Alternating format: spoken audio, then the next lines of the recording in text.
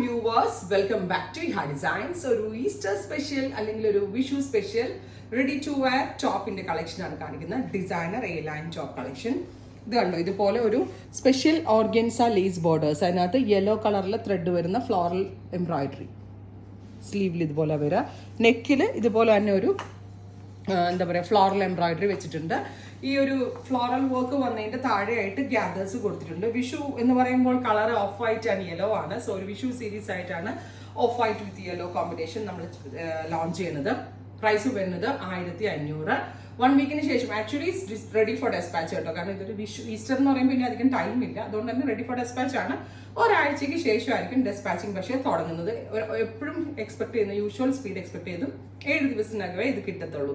7 ദിവസത്തിന് ശേഷമേ ഡെസ്പാച്ചിങ് തുടങ്ങത്തുള്ളൂ. നല്ല രസമുള്ള of white with yellow flowers. അപ്പം നമ്മളെല്ലാം 3-4 ഓഫ് വൈറ്റ് കളേഴ്സ് ചെയ്തിട്ടുണ്ട്.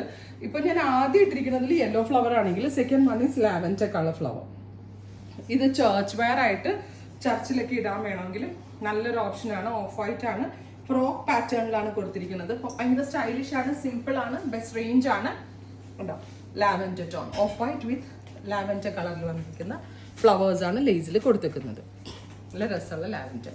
അടുത്ത colour of white with green കേട്ടോ. നോക്കാം, നല്ല രസമുള്ളൊരു ഗ്രീൻ ടോൺ വിത്ത് സ്ലീവിലും പോകും. 1 വീക്കിന് ശേഷമായിരിക്കും ഡെസ്പാച്ചിങ് തുടങ്ങുന്നത്. സോ ഒരു ഈസ്റ്റർ സീരീസ് അല്ലെങ്കിൽ വിഷു സീരീസ് എന്ന് പറയാം.